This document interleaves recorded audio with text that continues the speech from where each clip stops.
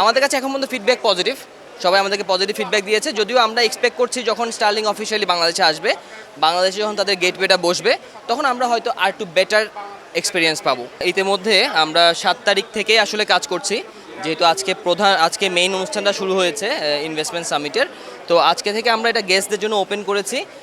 এখানে যেটা হচ্ছে, আমাদের গেস্টরা যারা যারা এখানে আসছে তারা একটা ওয়াইফাই জোন পাচ্ছে, আমরা যেটা বিএসসিএল অ্যান্ড স্টারলিংক একসাথে জয়েন্টলি একটা স্টারলিং এক্সপিরিয়েন্স শেয়ার করার চেষ্টা করছি। সেটা এখানে সবাই কানেক্ট হতে পারবে সেই ওয়াইফাইতে কানেক্ট আমরা ইতিমধ্যে অনেকজনকে পেয়েছি আর কি। এনি গিভেন টাইম আমরা দেখছি প্রতিটা রাউটারে প্রায় 60-70 ইউজার্স কানেক্টেড হচ্ছে, তারা ইউজ করছে। আমাদের কাছে এখন পর্যন্ত ফিডব্যাক পজিটিভ। সবাই আমাদেরকে পজিটিভ ফিডব্যাক দিয়েছে, যদিও আমরা এক্সপেক্ট করছি যখন স্টার্লিং অফিসিয়ালি বাংলাদেশে আসবে, বাংলাদেশে যখন তাদের গেটওয়েটা বসবে, তখন আমরা হয়তো আর একটু বেটার এক্সপিরিয়েন্স পাবো। তো যেহেতু এখন প্রতিটা সার্ভার আসলে মালয়েশিয়াতে, তো কুয়ালালামপুর ঘুরে প্রতিটা কানেক্টিভিটি আসতে হচ্ছে। ওয়ালটন আবারও মিলিনিয়ার অফারে ওয়ালটন ফ্রিজ কিনে আপনিও হয়ে যেতে পারেন মিলিয়নিয়ার।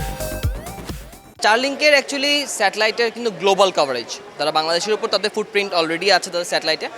সো আমাদের বিটিআরসি লাইসেন্স অনুযায়ী তাদেরকে বাংলাদেশে একটা গেটওয়ে এস্টাবলিশ করতে হবে।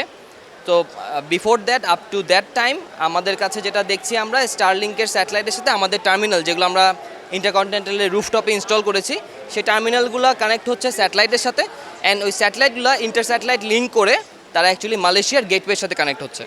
সো মালয়েশিয়ার গেটওয়ে থেকে তারা হচ্ছে আমাদেরকে আমাদের রিকোয়েস্টটা ফুলফিল করছে আর কি, আমাদের ইন্টারনেট ইউজেজটাকে ফুলফিল করছে। সো পরবর্তীতে সেটা যখন বাংলাদেশে গেটওয়েটা হবে, তখন আমরা লেটেন্সিও কম পাবো, এক্সপিরিয়েন্সটা আরও বেটার হবে আর কি। যেহেতু এখানে আছে আপনার লাইসেন্স নেওয়ার ফ্যাক্টর, ওদের প্রাইসিংটা ফিক্স করার ফ্যাক্টর আছে, গেটওয়ে কোথায় বসাবে, কাদের সাথে তারা কাজ করবে, এই সব কিছুই আসলে এখনও to be decided by Starlink. এইসব ডিসাইড করা হলেই অ্যাকচুয়ালি তখন আমরা বলতে পারবো যে কখন আসবে আর কি তারা। সাউথ ইস্ট এশিয়াতে যেমনভাবে বিজনেস করছে, আমরা হোপ করতে পারি যে ওরা বাংলাদেশে ঠিক ওইভাবেই বিজনেস করবে আর কি।